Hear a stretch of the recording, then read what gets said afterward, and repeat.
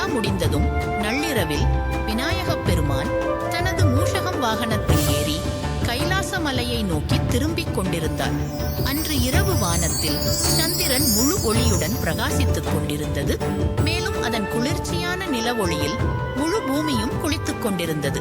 சந்திரன் தன் அழகை பற்றி மிகவும் பெருமை கொண்டான்.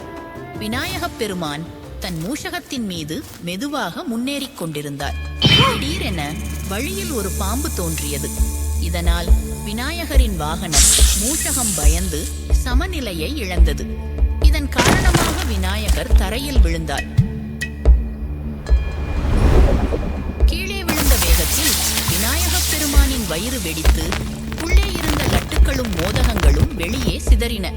இருப்பினும் விநாயகப் பெருமான் இதனால் சிறிதும் கலங்கவில்லை. விநாயகப் பெருமான் அமைதியாக அனைத்து மோதகங்களையும் மீண்டும் வயிற்றுக்குள் வைத்துக்கொண்டு வயிறு மீண்டும் கிழியாமல் இருக்க அதே பாம்பை ஒரு கட்டாக வயிற்றைச் சுற்றி கட்டினார்.